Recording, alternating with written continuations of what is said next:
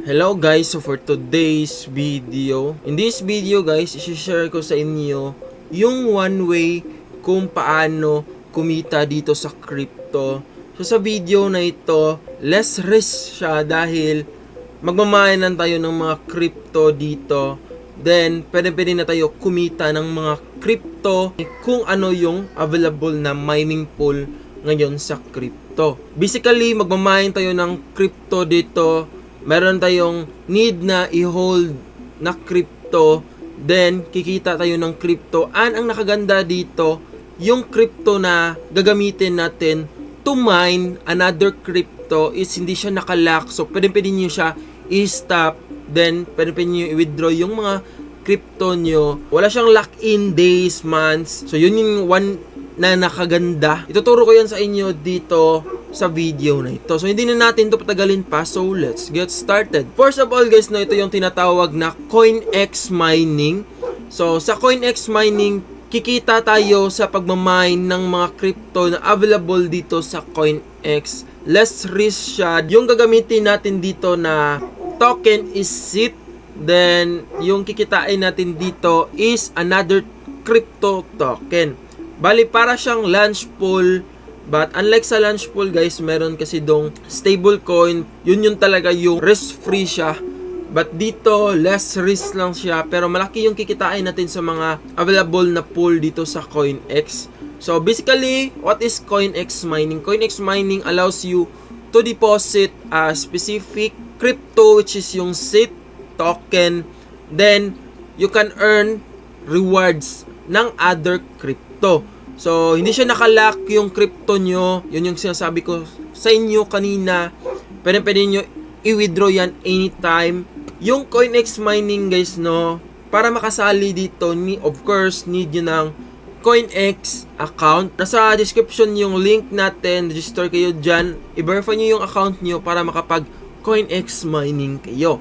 Yung requirements lang dito guys is first, yung account. Second, yung mga activities. You can participate in mining as long as you have completed primary verification.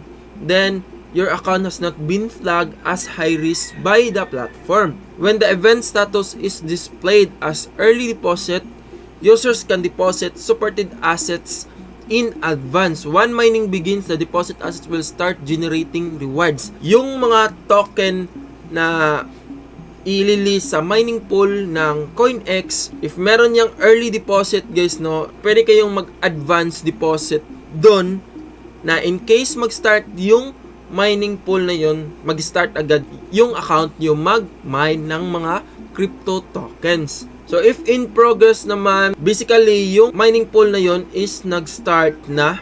So pwede na kayo kumita doon early, and if ended na, hindi na kayo makakasali sa pool na yon, and mag-wait na naman kayo ng other mining pool.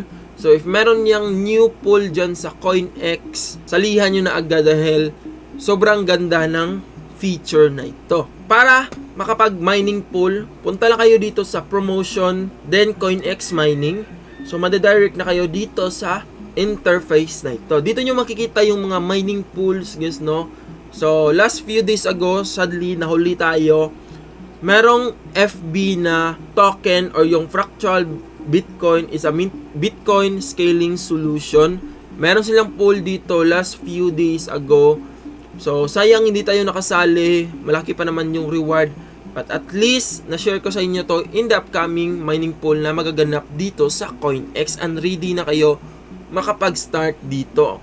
Makukuha yung rewards early. Pwede nyo na agad yan ma-withdraw. And of course, need nyo muna matapos yung pool na yan bago nyo ma-convert to another crypto. And meron namang frequently asked question dito sa baba. Pwede nyo i-check to in case hindi nyo naintindihan tong video na ito. So ayun lang naman guys. So I hope you learned something in this video. And if this video nakatulong sa inyo, please consider like, share, comment kayo sa baba. If you have any question, suggestion, correction, i-comment na sa baba. And don't forget to click subscribe and notification bell para palagi kayong updated sa upcoming videos natin guys. So, ayun, pa-peace.